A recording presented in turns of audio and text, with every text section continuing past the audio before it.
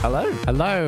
Hello. Hello. Hello. Hello. And in the week that in Manchester, an ancient burial ground containing at least 277 people's remains was found during Metrolink expansions. Wow. And in a week where in a shopping centre in New Jersey, children were being charged a minimum of $35 to meet Santa. And in the week that Katharine has been replaced by a cyborg, and I, for one, welcome our new robot overlords, we bring you the Geekly Chronicles. It is the Geekly Chronicles. Hello. Hello. Hello. Wow. Wow. And that's Robot Katharine. Yes. Unfortunately, Katharine was unable to join us this week, which is a shame. But, she is... she's here in spirit. She is here in spirit. Yep. So she's here. We've got loads of cool stuff to talk about on the show this week. That was your cue, by the way. Excellent. If only I could remember the cool stuff. We're going to be talking a bit about space because we here in the UK are in the process of sending someone to the ISS, which is rather exciting. Not we here as in the Geekly Chronicles, but no, we here as in... They told us we shouldn't. They told us we should stop trying. We have been trying. We have. No matter how much we played Kerbal Space Program, it's not quite been a good enough... prep for going into space, but no. British astronaut Tim Peake is going to the International Space Station in just a few days. That's Astro Peake on Twitter, or Astro Tim on Twitter rather, and we're very excited.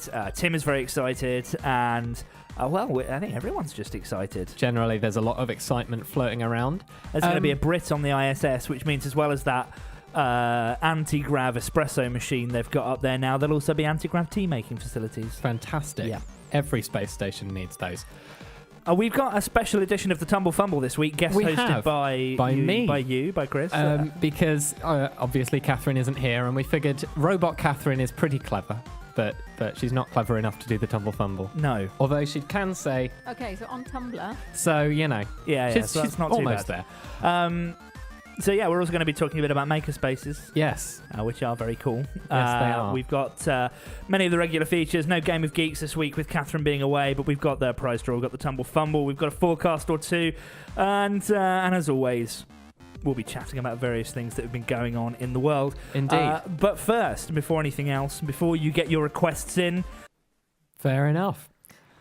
Yeah, so big shout out and hello to everyone that is in our chat room. As always, please remember, if you're listening along to the show, you can jump into our IRC chat room. Even if you're listening back to it, pre-recorded, hello, those of you that we know that are listening back to us on Mixcloud or iTunes or on our website or any of the various else. other things that there you can use to hear sounds from the internet. Yes. So hello, you people. Please join our chat room on IRC. It's Freenode IRC, and it's the room is GKLY. But hello to everyone that is in the chat room. People are chatting away and making requests as they always do. So if you're listening back, you can make a request and we'll pick it up for the show next time. Yes. And, confusing. Yeah, but it's all good. Yes. Is this the bit where I tell people how to do that? You can do, or I could press a button. I don't think we have a button for that. No, we don't. We have a button for the chat room. Why not? Chat along with the show. Join the channel GKLY on Freenode IRC, or hit the chat link on our website. It's where all the cool kids are.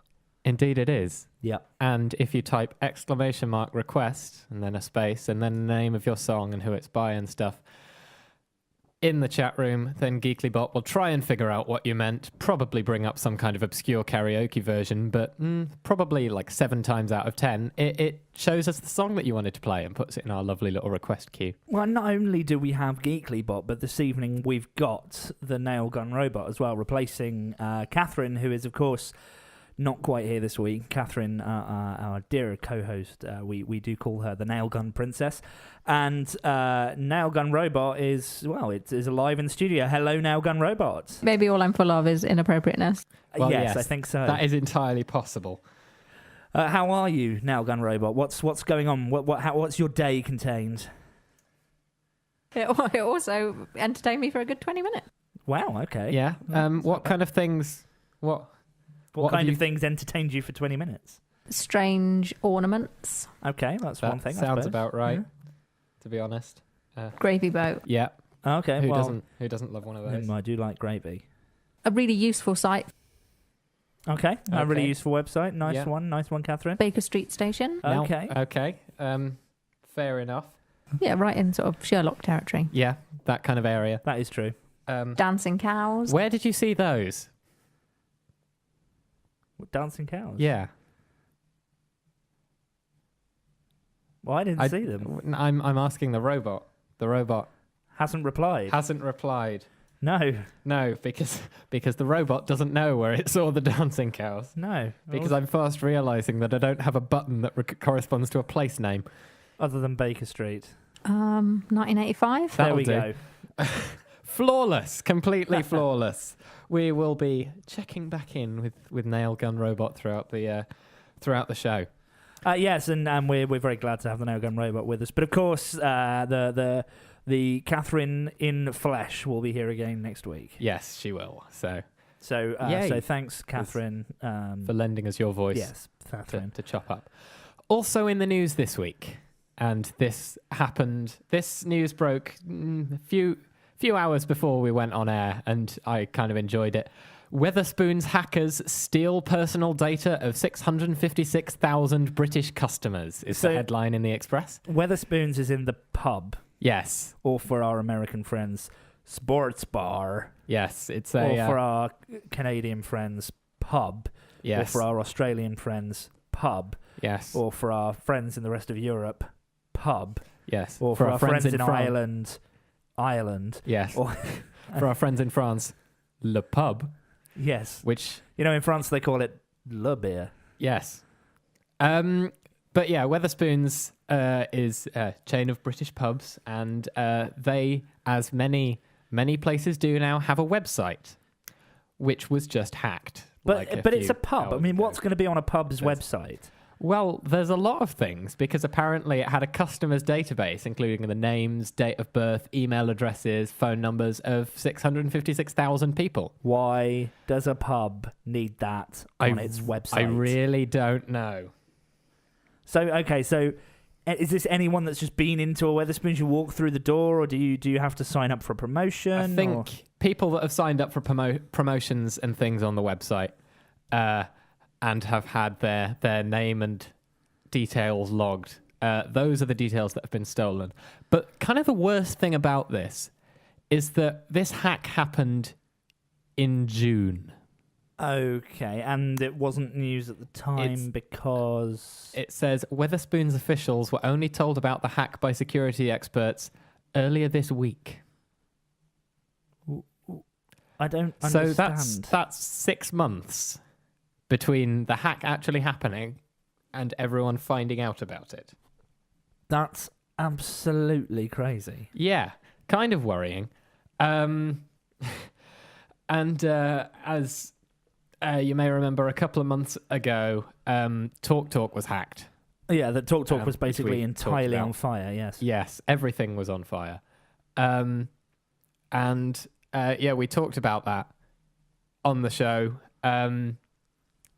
because they had details stolen as well. And the CEO of TalkTalk said that it was kind of a cybersecurity arms race at the moment, offering us possibly my favourite quote in all of news in the last few months. Go on. She said, "Criminals are learning how to do things." No explanation as to what things. No. Well, criminals are learning how anyway. to do things. Yes, apparently. Is that not what rehabilitation is, though? What, learning how to do things? Yeah, I mean, I guess. You learn how to not steal if you're a thief going through rehabilitation, surely. I suppose so. The CEO of Weatherspoons, or JD Weatherspoon, to give it its full proper official title. The chief executive of JD Weatherspoon called JD Weatherspoon? No, he's called John Hudson. That is very disappointing. I know. Apparently 100 customers who have bought vouchers on the Weatherspoons website had their credit and debit card information stolen as well, which is not good.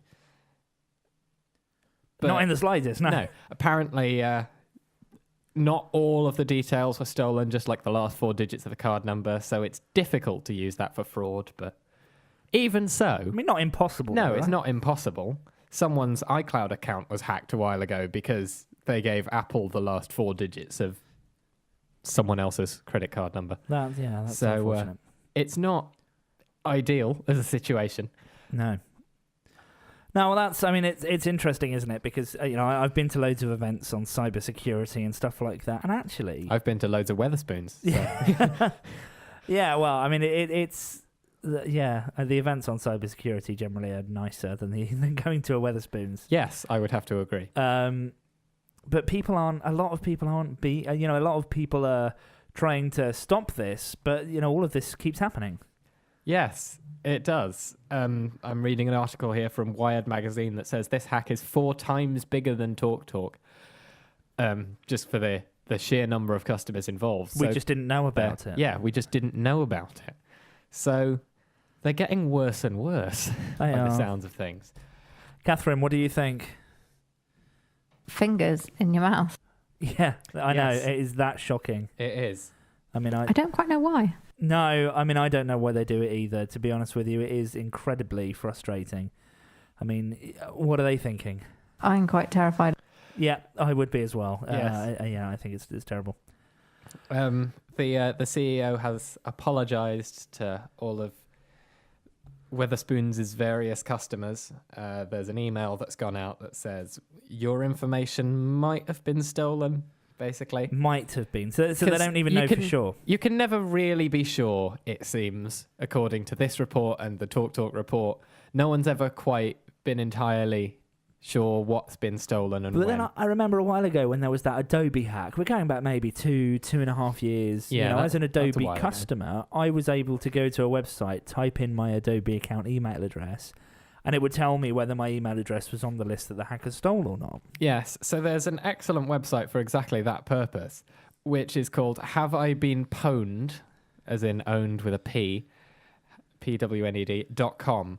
And if you put your email address in there, or your username that you use for stuff, it will tell you that basically the people that run this website collect big long lists of all of the security hacks and breaches and things like that happen. So you can search and see if your account details come up in any of them. I'm doing that right now.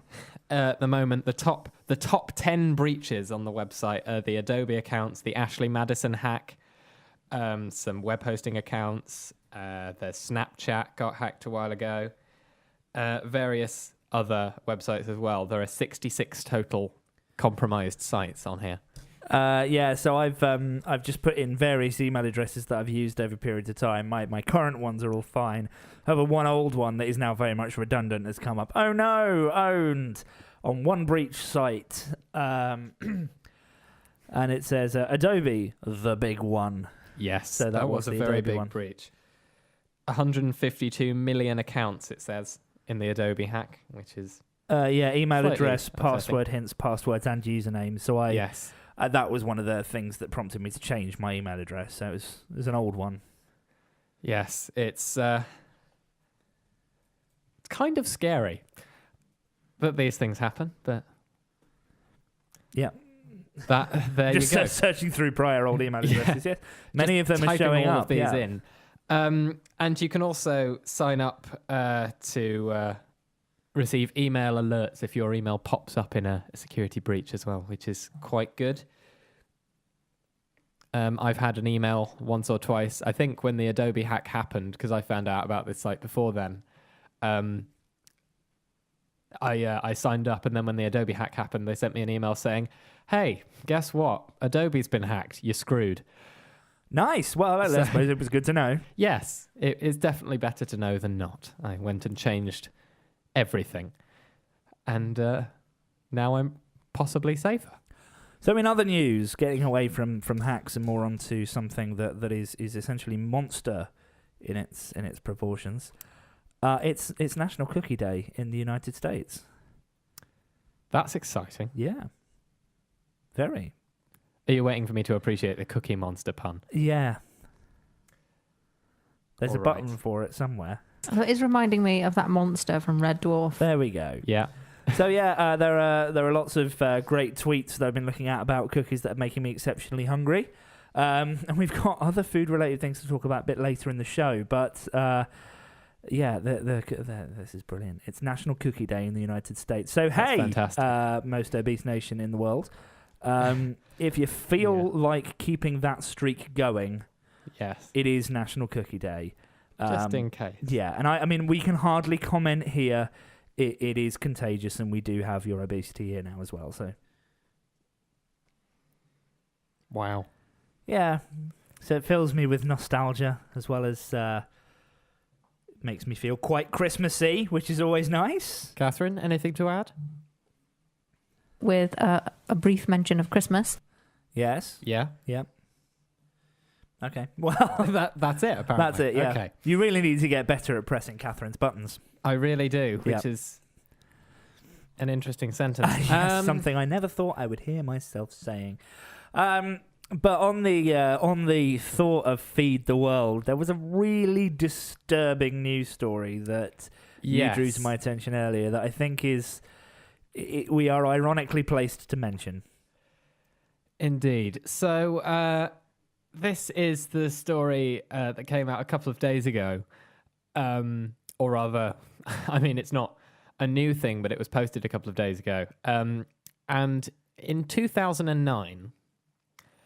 a man in Iceland bought a McDonald's cheeseburger, but he didn't intend to eat it. He intended to keep it. Because at the time, in 2009, McDonald's had decided that it was too costly to operate the franchise in Iceland, so we're about to withdraw from the country entirely. What made Iceland more expensive for McDonald's than any other country in the world? I really don't know. Possibly that they just couldn't deal with like the natural Icelandic diet of like blueberries and sharks and yogurt. If those adverts are anything to be believed. So this guy bought this burger and kept it in his garage for 3 years. So this burger had been sat there, kind of wilting away for 3 years. And in 2012, he went back out into the corner of his garage that he put the burger in. And in a surprise that surprised absolutely no one, the burger hadn't rotted or deteriorated at all. So it was just still a complete fine burger. Yes. Well, fine might be a strong word. It was a McDonald's burger, but it was still a McDonald's burger. It was as it came. Yes. So, but I make food, and within a week, it's gone. It's mouldy. Yes. So I think the lesson to be learned here is that the McDonald's cheeseburger, at least by the Icelandic recipe, doesn't contain any actual food. Well, perhaps maybe it's all food grade plastic. Well. But that does nicely lead us on to thinking a bit about space as well.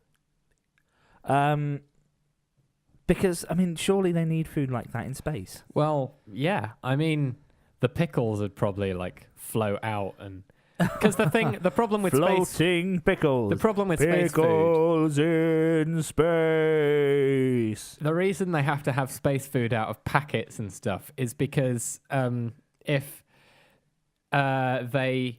took normal food up into space, it would go everywhere because, I mean, obviously there's no gravity, so you'd get stuff floating.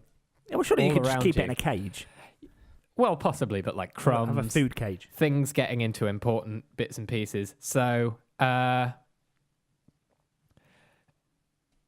would be problematic.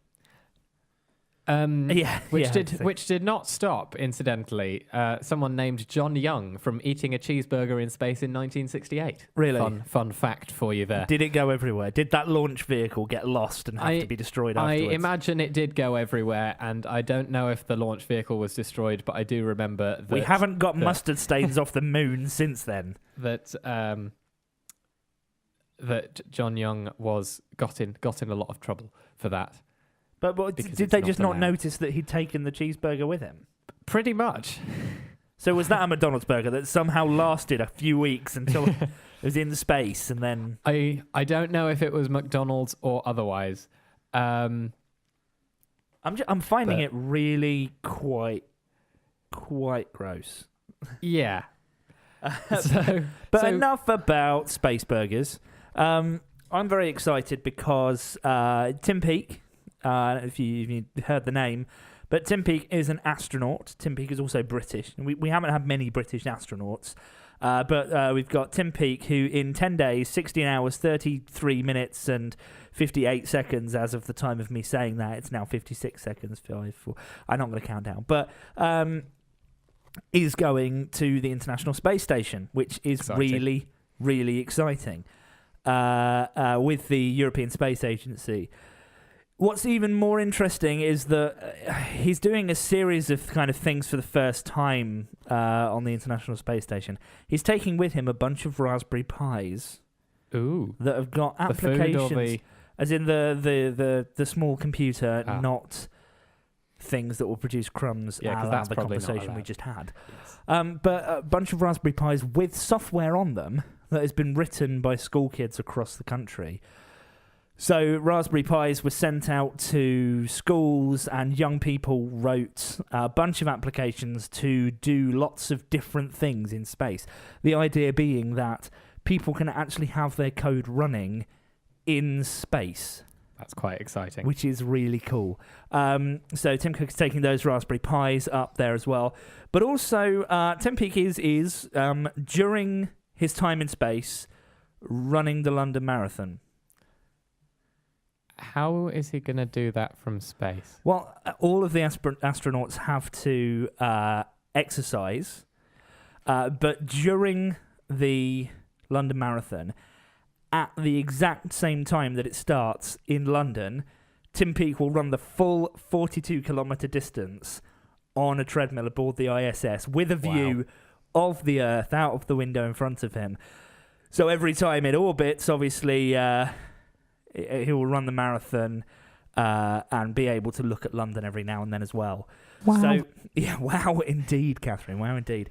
So Tim Peake will be running the London Marathon. He has run the London Marathon before in 1999, a while ago. Finished in 3 hours, 18 minutes.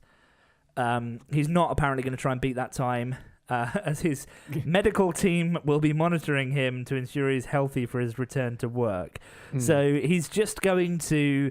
take it easy, but is planning to run the London Marathon at the same time as the London Marathon actually happens. Well, I mean, good luck to him. Yeah, I mean, Tim Cook will be up in space for a while, for a few months. You said but... Tim Cook. Just Tim Peake will be in space. Tim Cook will still be in charge of Apple. in Cupertino. Yes. Looking toward the stars, but not on the International Space Station. No. Wow, Although the new Apple office does look a bit like a spaceship, so yeah, swings and roundabouts. Tim Cook will be there in Apple's new spaceship campus, orbiting the Earth, doing the London Marathon. Yes, that would be exciting. Oh dear, that was a bit of a slip there, wasn't it? Indeed. So Tim Peake is on Twitter, @astro_Tim Peake, and is doing some amazing updates, taking his phone up into space with him. He's going to be sending lots of photos. We've seen the launch vehicle. He's been sharing pictures of everything he's been up to. It's just amazing, and I love the fact that now in this day and age of social media that we have people like Tim Peake who are able to actually tweet their experiences of going into space. It is awfully exciting. I remember I want to go to space. Perhaps. I remember. I think we probably all remember when Chris Hadfield went up to the... I think it's Hadfield. I might have said that wrong. Went up to the International Space Station and did that excellent cover of Space Oddity. Yes. And brought that back down with him, which was quite fun. But yeah, we are getting a lot more updates from people in space now, thanks to all of the technology that we have available. In fact, there's a website called howmanypeopleareinspacerightnow.com. Oh, is there? Let me check. That does pretty much what it says on the tin, but tells you how many people are on the ISS Well, so 6, but that's people that we know about, right? Well, yeah. I mean, people could have snuck into space that we don't know about. For all we know. I mean, it's pretty difficult to get there generally, but... So there are currently but 6 people in space. Scott Kelly, Mikhail Kornienko, Kjell Lindgren. Did you back yourself into a corner with this Oleg pronunciation? Kononenko, Kamiya Yui, and Sergei Volkov. Nicely done. Yeah, I see. I can read names. Yes. Excellent. And it sorts them as well by how long they've been in space. So Scott Kelly has been in space for 252 days, which is a long time, isn't it? Scott, if you're listening, you can come home now. It's fine. All Space has is been still forgotten. I've got some giant crumpets in the cupboard. If you land in my garden, I'll make you a cup of tea. It's all good. In fact, it says on how many people are in space right now.com that there's even an app you can download where it will send you a notification when someone else goes to space. Well, that's kind of handy. Yeah. I mean, I can imagine that once space tourism kicks off, it's probably going to be tough. Yeah, get a bit annoying, probably. Like, there are now 400,000 people in space. Each flight goes up and suddenly you get bombarded with notifications. But, yeah. I mean, it's useful for now. Also, I've just looked up, so obviously Tim Peake is going to the International Space Station, that bubble that spins round the Earth. Yes. And that is managed at the moment by kind of a joint effort by the Americans and the Russians, who are the 2 biggest space programs, but they also send up... there is a Japanese person there, and there will soon be a British person. Yes, from the ESA, the European Space Agency. Yep.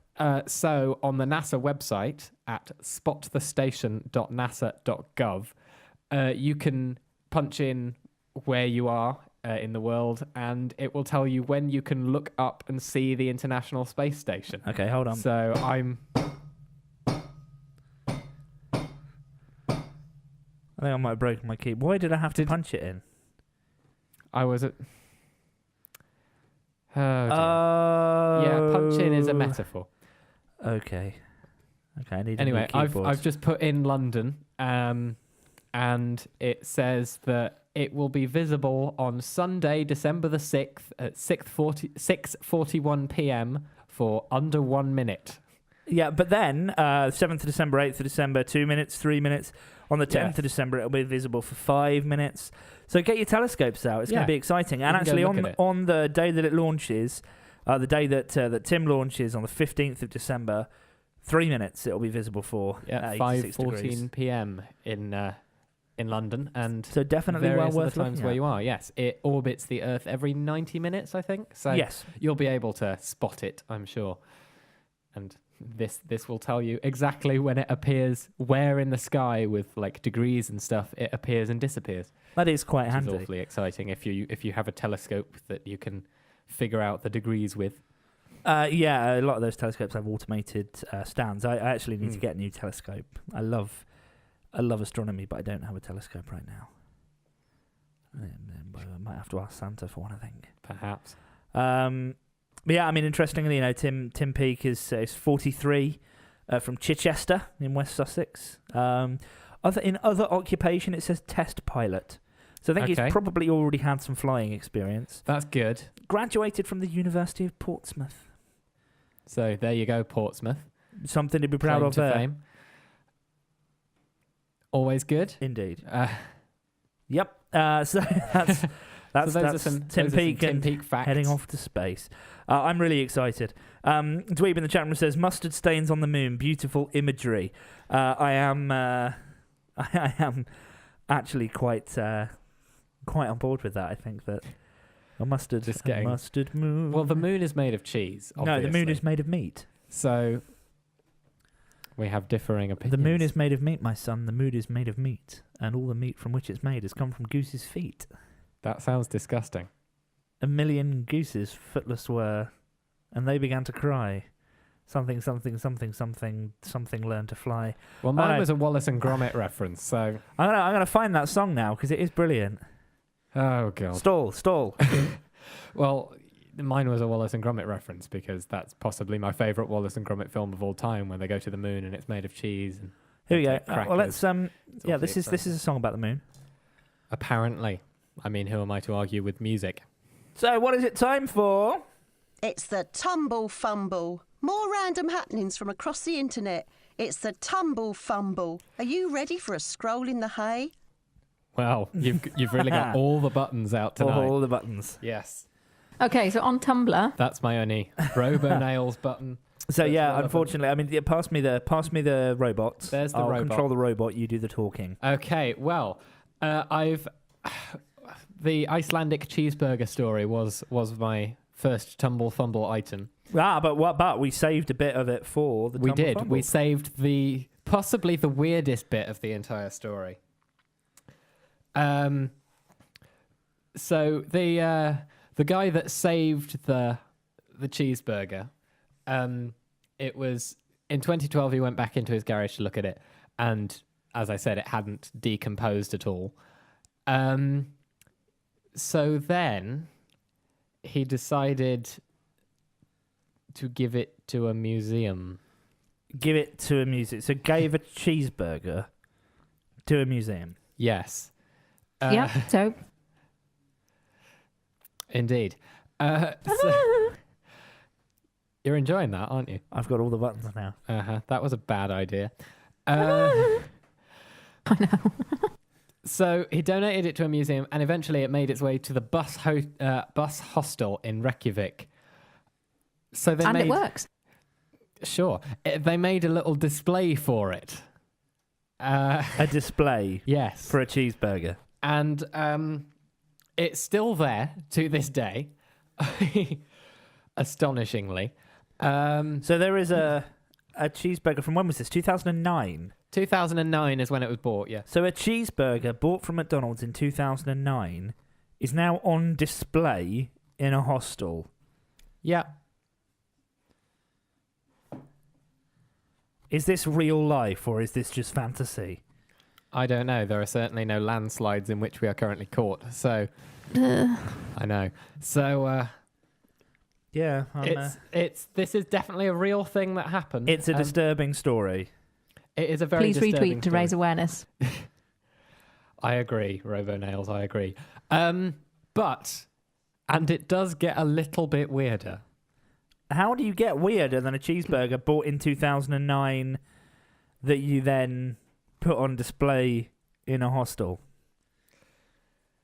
So, come on, I'm waiting. It's still there. There have been photos that have accompanied this story. In fact, it's got a little tag that says, "This is the last McDonald's cheeseburger sold in Iceland in 2009."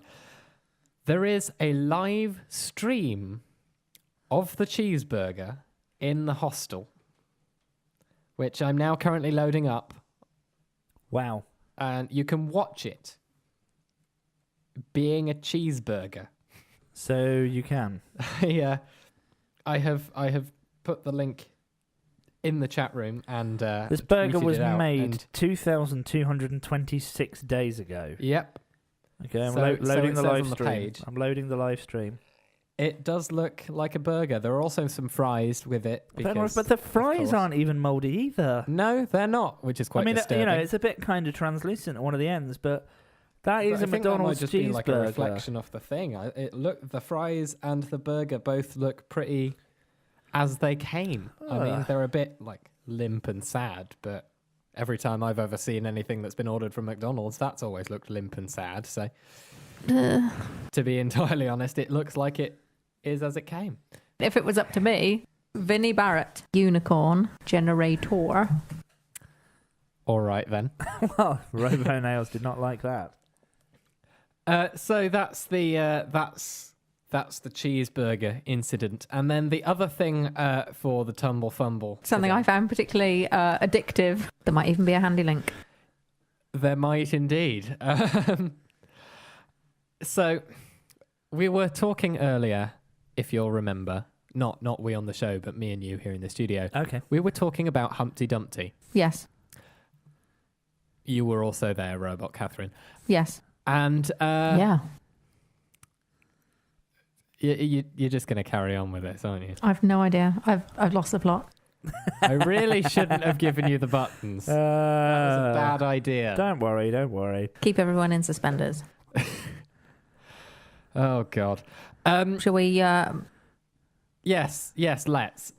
So we were talking about Humpty Dumpty, and I got interested in the origin of Humpty Dumpty because everyone depicts Humpty Dumpty as an egg that fell off a wall, and all the king's horses and all the king's men couldn't put Humpty together again. Quite why you'd send horses to go and reconstruct an egg, I'm not entirely sure. Or quite why you'd want to reconstruct the egg, to be entirely honest with you. So I did a little bit of digging. Wow. And I found there are a few theories about the origin of Humpty Dumpty as a story. The egg thing, it's not actually mentioned anywhere in the rhyme that Humpty Dumpty is an egg. Hang on a second, but I've always seen Humpty Dumpty depicted as an egg. Well, the reason that you have always seen Humpty Dumpty depicted as an egg... Chris didn't put his laptop on it. I think I've crushed the egg. That was an accident, but quite amusing all the same. Yes, the reason you think of Humpty Dumpty as an egg is because Lewis Carroll of story writing fame. Yes, off of stories in Through the Looking Glass, which was published in 1872. That's the sequel to Alice in Wonderland, right? Indeed. That's the first time Humpty Dumpty was ever referred to explicitly as an egg. And so ever since then, it's just been an egg. It's just been an egg. So what is the story if it's not about an egg falling off a wall? Well, that is the interesting bit because no one can quite agree. As far as we know, Humpty Dumpty as a story has been around for a very, very long time. It was the first known publication was in Juvenile Amusements by Samuel Arnold in 1797. Wow. Which is about just under 220 years ago. It certainly is. 320 years ago, in fact. Maybe. It certainly is. I can't count. 220. 1985? Ish. And that version was actually different. It went, Humpty Dumpty sat on a wall. Humpty Dumpty had a great fall. 80 men and 80 more could not make Humpty Dumpty where he was before. Which is different because it doesn't involve any horses. So the horses were a new thing. Again, quite why you'd bring horses baffles me. Because they give you minty fresh breath. All right. But that was the first I've distracted time you by the have a robot. little bit. That was the first time Humpty Dumpty was published, so no one is quite sure today on what the theory was. One idea that I saw online but couldn't find any evidence for. I mean, to be honest, I can't find any evidence for most of these theories, but one of them was that it was about a child, 5 years of age, who was executed by being pushed off a wall into a pit of spikes. Why would you execute a child? I really don't know. Wow. I don't know what the child did. But even still... But that's just mean. It is. I mean, you can see why they couldn't put Humpty together again. Yeah. But that's one theory. Another theory is foxes. All right. Another theory is that foxes. There are no foxes in this theory. No. During the English Civil War in 1648, the town of Colchester was under siege. And supposedly there was a man named Jack Thompson who was stationed on a wall, the walls of the city of the town of Colchester, with a cannon nicknamed Humpty Dumpty. That cannot be true. Well, we don't know. We really don't know. So apparently Thompson and the cannon managed to do a lot of damage to the advancing troops until the cannon eventually fell to the ground. And because it was big and heavy, dozens of men tried to lift it back up onto the wall, but they couldn't do so. So Colchester was forced to open its gates and surrender, apparently. We don't know if that's true. The siege of Colchester happened, that much we know, but there is no evidence that Humpty Dumpty was the name of a cannon or anything like that, because the Battle of Colchester happened over a century before Humpty Dumpty, the rhyme, was first published. It seems like it's probably not in any way related. It seems completely unrelated. There's no documented connection, this website # says. Wow. Indeed. And there's lots of discussion about this on the Humpty Dumpty Wikipedia page as well. Another theory is that Humpty Dumpty represented everyone's favourite historical anomaly, Richard III. The car park king. Yes, the guy they dug up from under a car park in Leicester, where it turns out he'd been buried. Could it be? It could, potentially. Could it be? And apparently he was called the Humpback King because supposedly he had a hunchback, although recent evidence suggests that he didn't, and in fact he just had scoliosis, which made his shoulders a bit uneven. As well as your ear holes. Perhaps. But the idea is that in 1485, Richard III fought at the Battle of Bosworth, and apparently either his horse was named Wall. What? I know. Talk about a tenuous link. Or his men, who all abandoned him, were representative of the Wall. That's a little bit too. I'm really not art. feeling the artistic symbolism in that particular metaphor, but magic happens? Apparently, because either way, the king fell off his horse and was supposedly hacked to pieces on the field, i.e., no one could put him back together again. Because war. But I know there's a lot of evidence to the contrary, because you know how we dug him up from a car park? Yeah, we found Richard III and then buried him again, right? Well, he was still pretty much in one piece. So they could have put Humpty together again. Yes. So they clearly didn't hack him to pieces on the battlefield. But did they even know? Did they even use the word Humpty back then? Well, again, the word hunchback, or humpbacked, which is how the story goes, humpbacked didn't exist in King Richard's day, nor for several centuries after. It says hunchback as a word didn't appear till the 18th century either. So I've pretty much spent the entire day researching Humpty Dumpty, and it turns out there is more to the rhyme than we know. Oh. At the moment, we just know the 4 lines of the chorus bit, as this person on the internet has posted. Are you trying to tell me there is more to Humpty Dumpty? Apparently.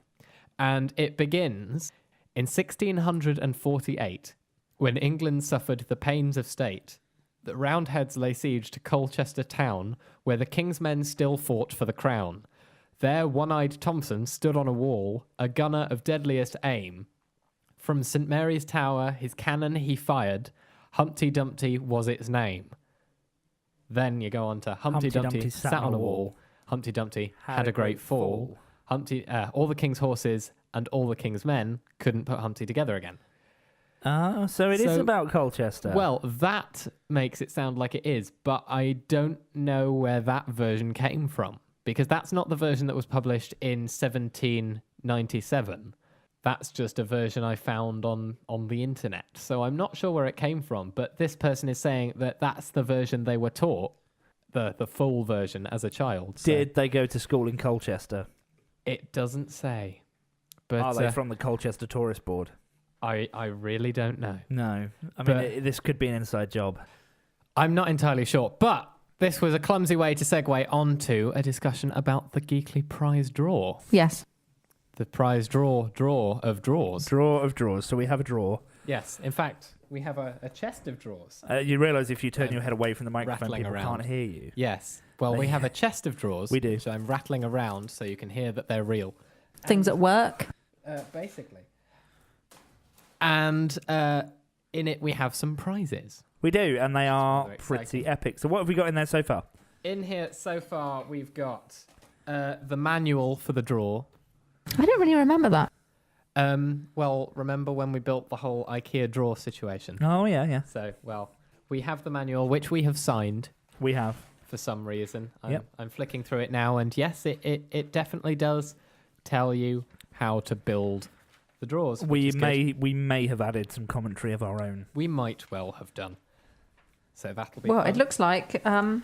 Drawers, Robo Nails. It looks like drawers. Yes. We have the script from the new jingles. Signed by Hattie Hayridge. By Hattie Hayridge, yes. The voice of the new jingles. Gothic Australian Doctors for Africa. We don't have any of those. Okay. But yep, that's in there, including all of the things that Hattie scrawled on the Brilliant. on the script. She has written lots of notes around them, which is great. She has. Mainly, this show is terrible. Why am I doing this? No, on every page. She liked it. We've got an original Game Boy which makes a noise. After a few seconds. There you go. There you go. And we've got some games to go with it that include Pokemon Yellow, I believe we promised last time. And Original Tetris. Original Tetris. Oh, that yeah. makes all of those noises as we were discussing. Indeed. We've got a Rising Sun wristband in there as well from the wonderful Rising Sun Rising Games. Rising. Why do I keep saying because there is a sun in the background. It's Rising Games. Yes. With a picture of a sun. Yes. But it is just Rising Games. Who are our guests on the last show. They were. We have also promised when we were talking about rubbish charity shop things on Tumblr that we will buy you an obscure gift from a charity shop. Yeah. Now I am heading back to what can only be described as the Shire over Christmas, and I fully intend to look in some of the most odd and bizarre charity shops that I can find in the area to try and pick up a bizarre and odd prize. Good. What else have we got? We will also be including in our wonderful prize draw, there's a tile thing that Jess gave us, who was our guest from episode 2. The tile, that's one of those whistle in it, yes. fine, and it's there. So you link it up with your phone, and then whenever you lose whatever it's attached to, you press a button in the app and it sings. Because I could hide them in gloves. You could hide them wherever you wanted, RoboNails, and it would let you know where it was and help you track it down. Indeed. Although that is only included on the proviso that it's not used for anything creepy. As Jess said. Yeah. When she joined us, there is no low-jacking. There's a signed copy of About the Walls, which is an album by Irene and the Disappointments, who are our guests from episode 1. Brilliant band. There's a portable USB phone chargery chargery thingy. You can charge whatever you want from it, and take it wherever you go. Yeah. So that will be in the drawer as well. And of course, there's a drawer.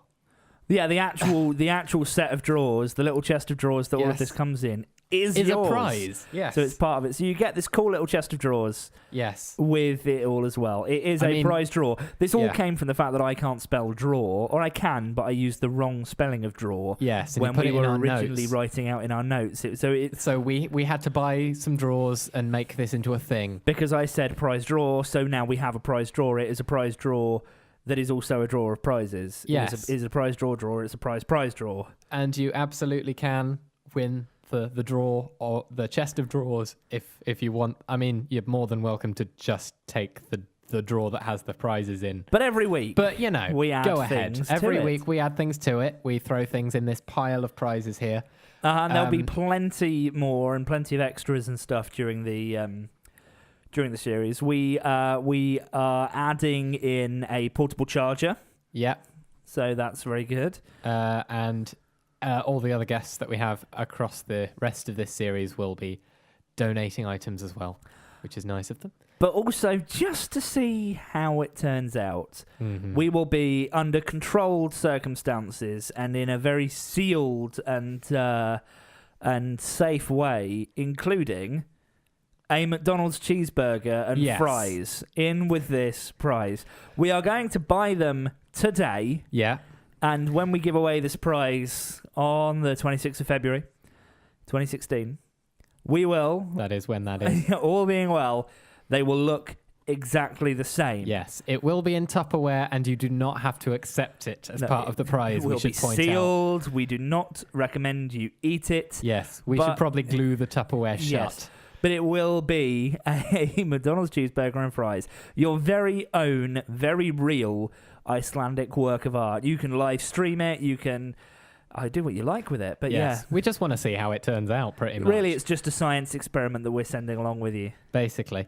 But if you want to win a disgusting old cheeseburger and various other exciting and non-disgusting prizes, just head to gkly.co/prizes. And there is one other little prize that we're adding this week as well. That's exciting. I didn't even tell you about it. You didn't even tell me. It's not in the notes. It's not in the notes, I know. It's rather going exciting. Off the rails I'm here. slightly worried by this prospect. It's just me and the robot at this point in time. Mm-hmm. Could it be? Yes, it is. It is. Could it be? Yep. Could it be 1985? No, it's not 1985. Could it be?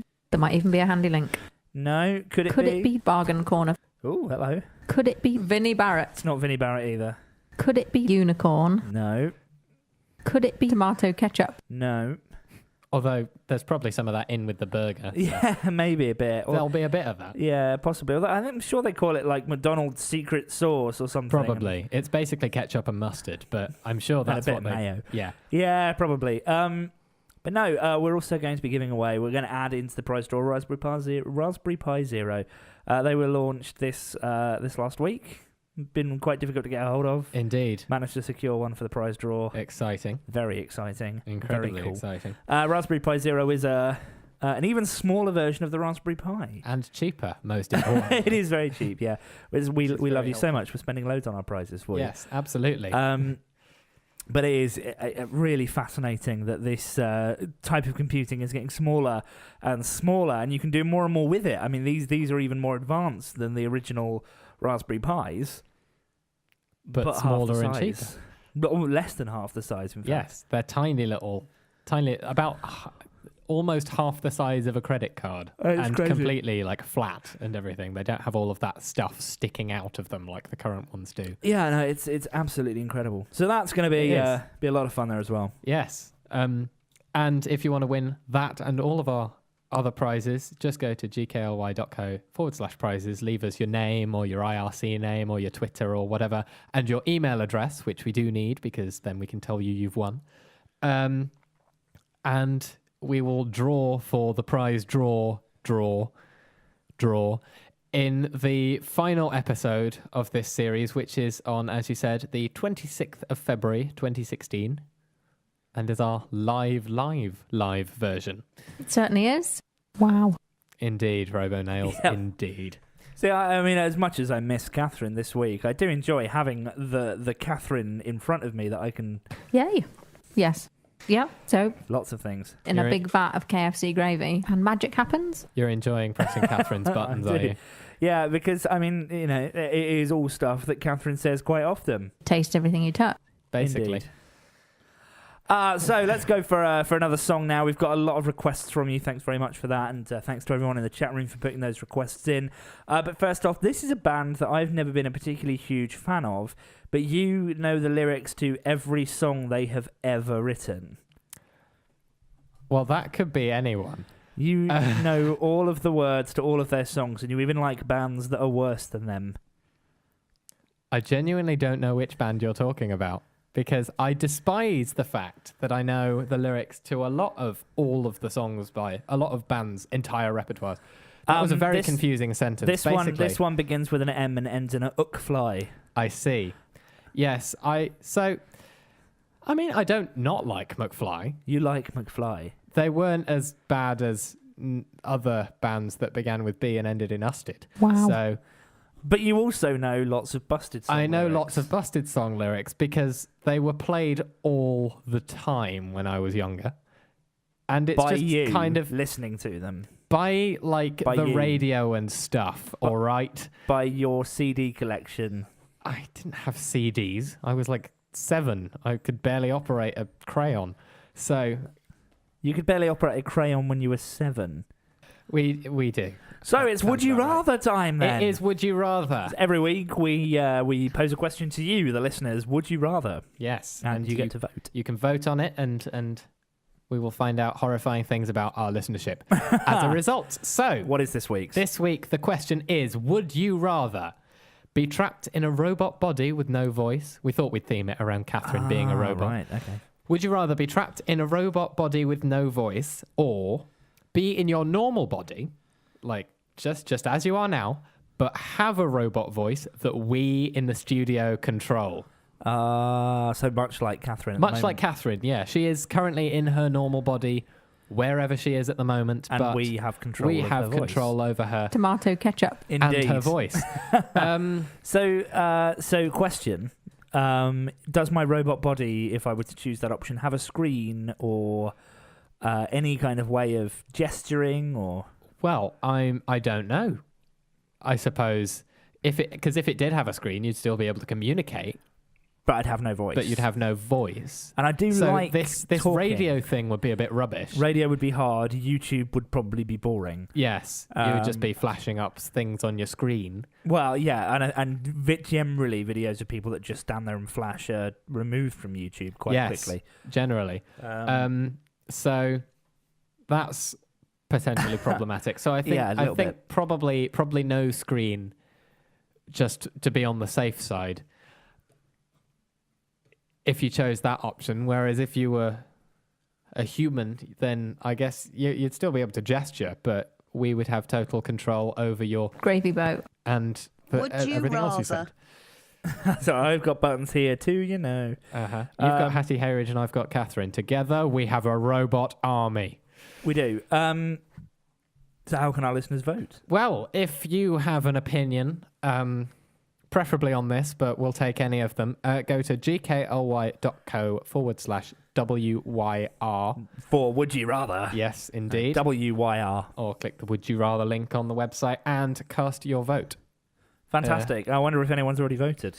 Currently, we are... the normal body, but the robot voice that we control is pulling ahead in the lead. That's brilliant. So yay, more robots that we can control the voice of. We could have a lot of fun with that. We could if you didn't just randomly happened. cough into the microphone. That was odd. Hello, this is professionalism calling. Yes, this is... Wants to know where you are today. Inexplicable cough calling. I didn't even feel that one coming. That just happened. Oh, well, yeah. Which is officially the soundbite you're going to use for me when I am not in the studio. So, do cast your votes. gkly.co/WYR.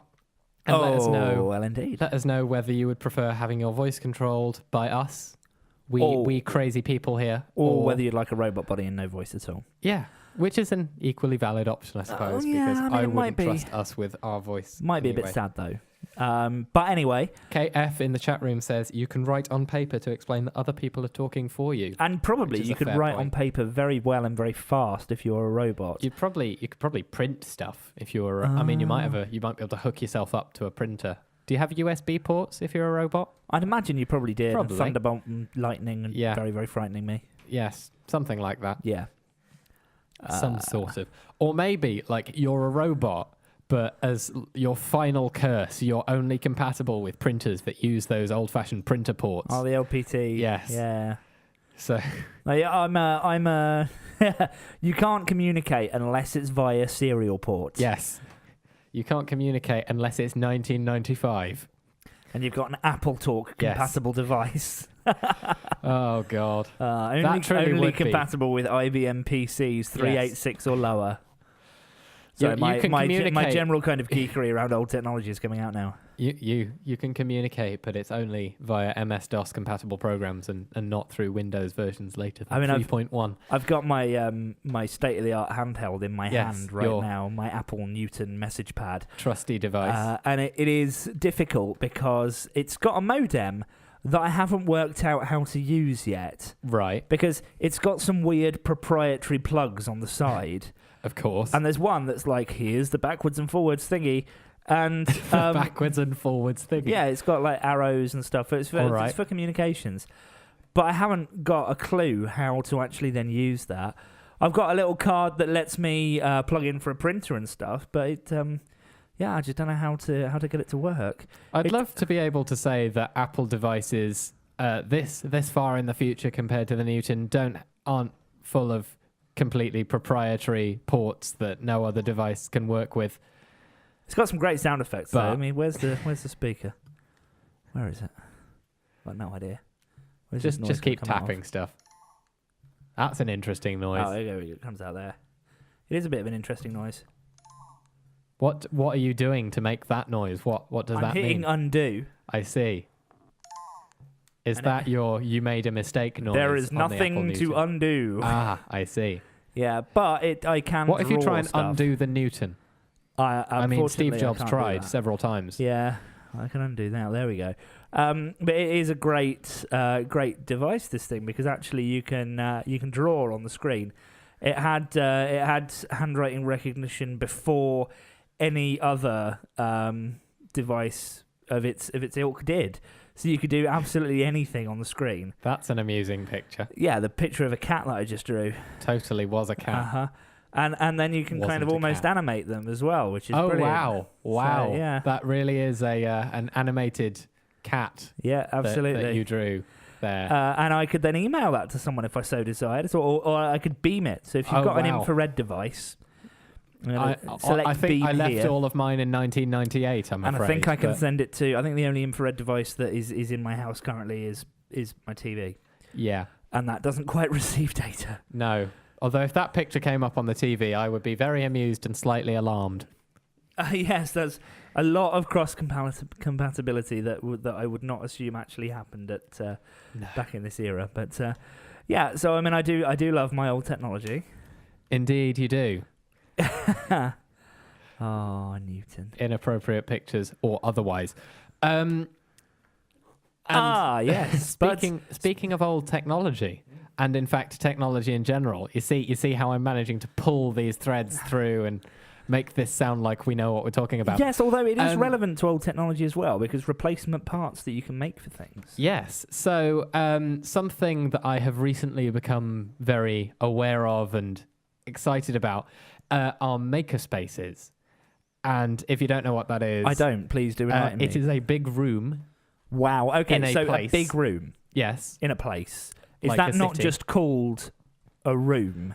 But it gets more exciting because inside the room there is stuff. Yeah. And there was an eyebrow raise of excitement. And I did raise my eyebrow in excitement. Yes. The stuff in said room tends to be things you use to make other stuff. So, like... You are really bad at explaining things. Laser cutters and CNC machines and all sorts of tools you can use to build things. What's a CNC machine? It stands for computer numerically controlled, and basically it's a drill that you set your computer to do. Or so just say a computerized drill. A computerized drill. Thank you. Yeah, fancy words. That's what it's called. Anyway, and it can be other stuff. It doesn't have to be a drill. Anyway, not the point. All kinds of big, expensive machines that you could never necessarily get on your own. Like they're too big to go in your house, or things you can't afford. So it's basically a place that people go to make stuff. Yes, a makerspace, a space of people that make things. So we're talking like just like drilling holes, or like electronics projects, or all sorts of things. There's a space in London that is a makerspace / art studio. So they have all sorts of electronics parts and things. They have all of these building machines that I was talking about, lots of areas for you to go and woodwork. There are woodworking benches and tools for that as well. And starting to sound a lot like my secondary school. There are lots of art facilities as well, so you can a lot more cultured. You can screen print things there. You can do ceramics. There's all kinds of facilities available, and there are loads of these kinds of spaces all over the world. And they always tend to be community run, so it's a complete non-profit, community-led thing. Everyone that's a member of the makerspace gets to decide on its future and the things you get for it, like the tools people want and how it's run, when it's open, those kinds of things. So they're lovely community projects that bring together these people that like building things, which is rather exciting. Oh, that sounds really cool. And it means you get to use tools that you'd not necessarily be able to use on your own because they're big or expensive or generally difficult. So, okay, I mean, that sounds great, but how do I get involved in something like that? Well, the best way to do it is to start going to makerspaces. There is a directory of makers or hack spaces, as they're called. Is there a difference between a hack space and a makerspace? It's kind of... It seems like they're kind of synonymous. The group of people will probably prefer one or the other, like makerspace or hack space, but they seem like the same thing, at least by my research. But there's communities of there's a UK Hackspace Foundation at hackspace.org.uk that has a list of every hackspace in the UK. In fact, there's a website at hackerspaces.org that has a big list of some hackerspaces all over the world. And most of these kind of places have open evenings and events that you can go along to and meet the community of makers that are there and learn how to make something new. Often they'll do workshops in like ceramics or woodworking or something like that, a skill you might want to learn. So that's kind of how you get involved, and then you can sign up to be a member. Usually there's a monthly subscription or something. And then you can go in whenever you want and make things using the equipment, which is rather exciting. Yeah, you just got to stop talking. I was thinking you might want to say some words. Hello. I am currently thinking about sandwiches. I was listening to the stuff about makerspaces, but sandwiches are also cool. Okay, so I've added an impromptu unicorn. Okay. That happens as well sometimes. So we've got so makerspaces sound incredibly fantastic, yes. And I'm itching to go and try one out. So I'm going to get along to my local one. You, I believe, are going to go and try out your local one. Yeah, our I'm local going to one's go not investigate. the same ones. They are not. I live closer to the Geekly studio than you do. Therefore, yes. We are in separate geographies when it comes to makerspaces, hack spaces, etc. So I'm going to go and try that one out. You go and try yours out. We'll report back on our experiences. On whether or not I've managed to injure myself. Well, they do sound really excellent. Yes. So we are now going to... Well, we've got our forecast coming up for the week. We're going to play a couple of requests for you as well. And we've got more exciting stuff coming up. I don't think we're doing too badly without Katharine this week. No, it's going pretty well generally. I mean, Well, fairly. yeah. Oh. She agrees, I suppose. That was all the awesome. Oh, well, there we go. Well, then. It praise indeed. It was. Okay. Yes. Katharine, do you think we're doing okay with the show? And it works. The general summary this evening. Coins, heads or tails, 5. Pancakes, 6, with occasional lemon and sugar. The bird, 8. Your lid, 7. Malcolm Tucker scale rants, extreme force warning. Houses, 4 or 5 under the hammer. Nuclear reactors, 9. Mattress, 2, docile and compliant, springy and comfortable when dry. Beer mats, 6. Tables, 5. Egg, sunny side up, 4. Over easy, 7. Switches, 4. Burgers, 6, 7 when bobs. Flippin' egg, 9. And that concludes the flipping forecast. Indeed. To use a snowy ski. I mean, I use a snowy ski thing because everyone is requesting Christmas songs. Yes, everyone. Now that we're allowed to talk about it, everyone is requesting Christmas songs. Now, I'm of the opinion that there is only one acceptable Christmas song. And that is Fairy Tale of New York. Obviously. It's Fairy Tale of New York, not Fairy Tales of New York. That's what I meant. Yes. And... Indeed. So but we've got a couple more requests to come that this is evening, interesting. so that'll be good. But yeah, we have some Christmas songs to play a bit later on. But we are going to play their requests. You've been creative today, though, haven't you? I have been creative, which is kind of scary. A little bit, yeah. So you know how we've got Robot Katharine with us? I do. Yes, that is Robot Katharine there, and you know, making Katharine noises. It's fair to say that Katharine was very disappointed at not being able to be here this week, but yes. duty called for Katharine. Indeed, she had to go off and do some kind of official nail gun princess business. Yes. But we do have the robot nail gun version. Advisor to the United Nations. She is, yes, and we have the robot equivalent. We do of have the here. robot. So I was talking to the robot a bit earlier. A deep heart to heart, was it? Indeed, it was. I said, "Robot, how do you truly feel?" And the robot said, "Fingers in your mouth." So that was quite alarming. Well, indeed. But I was talking to the robot, and between us, we decided to write a poem. Oh, how beautiful! I know. Are you going to perform this poem for us live now? I would like to perform this poem for you now.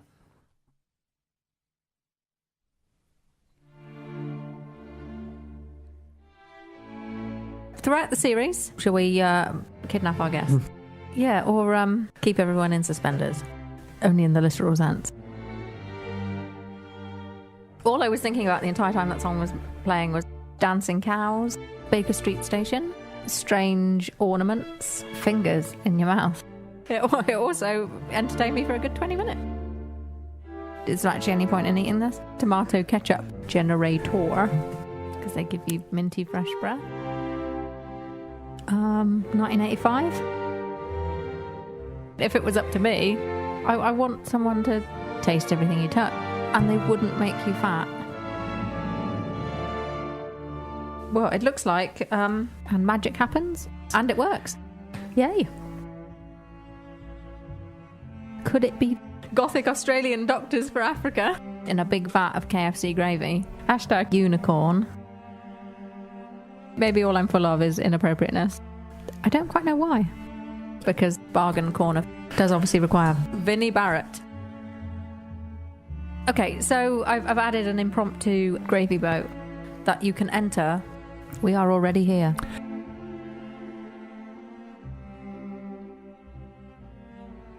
That was all the awesome. That was all the awesome. So that was the Ode to Nail Gun by me and the robot. That was beautiful. I liked that very much. That was lovely, and so much more beautiful than the poetry that the organic Katharine comes out with on a weekly basis on the show. Yes, indeed. So we will need to work hard on getting some more beauty and poetry out of Katharine. Oh, that's indeed hilarious. We will. I have no idea. I've lost the plot. Yes, no, I think we all have at this point in time. Yes, Robo indeed. Nails, I think we all have. Come back, Katharine. We miss you. We do. Please don't leave us alone more than a week. No, so otherwise it'll happen again. Another really interesting thing that I've seen around on Twitter was something that Misty tweeted, and something that I've seen on Twitter a few times before. But this idea of the world's longest traffic jam, or oldest traffic jam. So you were looking at this earlier as well. Yes, I spotted this in my feed a little earlier today. But it was a really interesting picture because it was, where was it? It was in Belgium. Yeah. And it's a beautiful photo of this line of cars in a traffic jam. But they've been in a traffic jam for 70 years. I don't know why they're still there. In fact, there's a link that I can click. But they've been stuck in the woods for 70 years. There's obviously no people there anymore.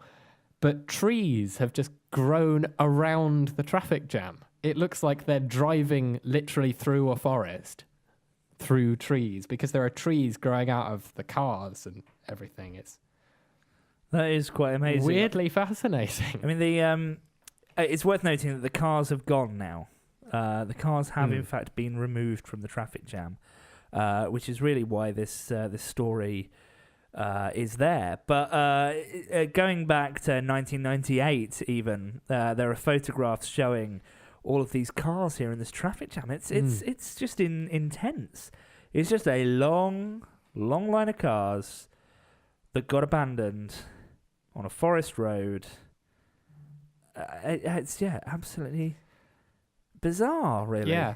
I've clicked the link that was in the tweet I saw, and it says that the cars, they're classic American cars, and they were parked in a Belgian forest by American soldiers who went home after the Second World War and couldn't take them back for financial reasons. So they were just left. They just left them in Belgium, and then a forest grew. I mean, wow. Well, it says here, the story seems plausible at first, but it doesn't add up once you look at the pictures. The vast majority of the cars were built after World War II, so they were evidently not left by American soldiers in the middle of the 1940s. How interesting. So there's some debate about where they came from. There's a full story on here, which we will be tweeting about in a moment. That's fascinating. But there's all sorts of photos. I find old kind of abandoned stuff like that really, really fascinating. There are hundreds. Being such an old country, there are hundreds of abandoned old buildings around the UK that have kind of been reclaimed by forests. And a huge hobby amongst people is urbex, or urban exploration, where people will go, and obviously it's not necessarily legal to be able to go in and just explore these places, but there are, just around here, around this area near where the Geekly studios are, there are lots of abandoned asylums.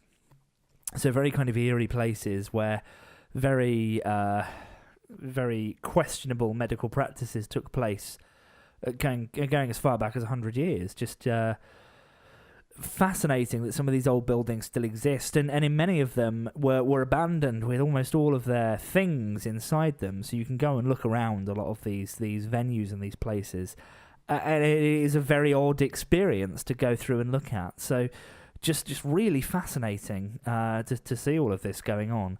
And so I'd love to hear from any of our listeners that have taken part in any urban exploration. I would love to see if anyone has ever gone and done any of that, because it's fascinating. I've gone and done some urban exploring once or twice. I used to live in Bradford, which is in the north of England, for those of you not familiar with the UK. And Bradford had an old cinema. It used to be a dance hall, and it was converted into a cinema. Beautiful old building.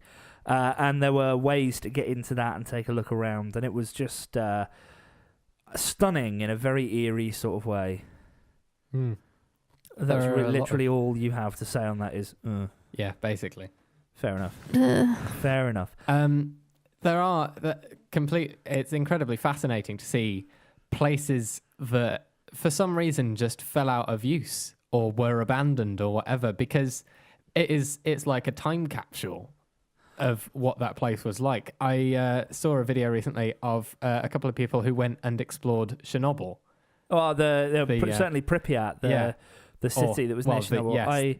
Not the reactor itself, but I've always been really fascinated by Pripyat. I'd love to go and visit sometime. They went and had a look around Pripyat, and it feels almost like people could still be living there, because everything is still set up as if people lived there, but it's all completely abandoned, and it's all in various states of disrepair as it's just not had people in it, so stuff has worn out and people have looted it, so there's nothing valuable left there anymore, unfortunately. But it still feels, said the people in the video, it still feels like somewhere that people might live. And if you were going to go and visit Pripyat, you'd almost certainly need a robot body. So let's take a look at how our Would You Rather is going. Indeed you would. And it seems to be 100% skewed in one direction. Yes. And that direction is to be in your normal body, but have a robot voice that we control. So the question we asked you, would you rather be trapped in a robot body with no voice, or be in your normal body, but have a robot voice that we controlled? Well, yeah. Just like Katharine this week. Indeed. I know. So, and did you forget what words were again? I did, yeah. Sorry, I was. My mind was entirely elsewhere. So I was just musing over the fact that just thinking about kind of time capsules and things getting stuck in time. I got one of the original Google Nexus tablets about 3.5 years ago. Yes. When they came out, and after about 6 months, it stopped working. I sent it off to get repaired. It came back, and then after a couple of weeks again, it just stopped working, and I couldn't, for my life, work out what was wrong with it. So I put it in a box and forgot about it, and then kind of found it again earlier this week, and I gave it to you. You did. And for some reason, it came back to life. I did my magic. And it was like a digital time capsule. I could remember my pattern password, so I put that in, and it was exactly as I'd left it, kind of 3 years ago. Wow. And absolutely mad that that I suddenly, it was like looking back at a different life digitally. You know, it's everything moves on so fast. It was stunning how different it was. Yeah. I mean, I've had that same thing where I've logged into old email accounts that I no longer use. It comes up with all of the things you subscribe to, because obviously they keep sending you emails even though you stop using the account. So it's like, these are all of the things I was interested in when I used this account. These were the things, and you can go back through your old emails and think, wow. Yeah, and it's... This was a time in my life. Well, and just how much Android's changed as well. I mean, I'm not really an Android user, and so I turned it on and it was like that. And then I reset it and have just finished updating it. Because you have to go through each version, don't you? Yeah. So it looks like I'm on, Android 5.1? Something like that. And it's so different. I mean, Android has really changed. I'm still not sure I like it. I mean, it looks weird. Well, yeah. The settings icon looks like it was designed by a... Well, I just don't like it. All right, then. Yeah. And there's a separate I'm glad app to know for you had a Google strong settings. point. Why is there a separate app for Google settings? Because they're the special ones. Well, I don't know. Not a fan. But, it's so fascinating to just see how things change over all this time. It's just absolutely fascinating. And the same happens with urban exploring as well. Yes. Anyway, we have hit our time for today, haven't we? Pretty much. We are about there with 32 seconds left. Oh, so can we do the wrap up in 32 seconds? I think we can. Let's go. Well, thank you very much for listening. It's been very fun as shows go. The Would You Rather came out being in your normal body but having a robot voice that we control, which was very interesting, and we will try and make that happen as soon as possible. Okay, you can calm down. You can calm down. Thanks to everyone for listening. That got involved in the chat room and on Twitter and everything. We, of course, wish Tim Peake all the very best of luck with launch into space that will happen just before the next Geekly. That happens on the 15th. We are back on the air on the 18th. We have some awesome stuff lined up for the 18th already. Fantastic. Katharine will be back with us. We in will human form as well, yes, most excitingly. Indeed. We will be doing we will no longer have a whole buttons. host of different things. So yeah, it's been a great show. It has. Very much enjoyed being on the air with you all. Thank you for tuning in. It's just there's just been a noticeable hole where Katharine would normally have been. Only in the literal sense. Yes, only in the literal sense. Indeed. Well, could it be Bargain Corner? It could be Bargain Corner. But on that note, I think it's time to say goodbye. Goodbye. Have a great week, everyone. You've been listening to the Geekly Chronicles. Content was researched and vaguely fudged together by Chris, Katharine and Kez, who are also your hosts for this evening's show. The Geekly Chronicles is an independent production. Any reference to any persons or things living or dead was probably an error. What is reality anyway? Don't take the blue pill, live long and prosper. Wear sunscreen.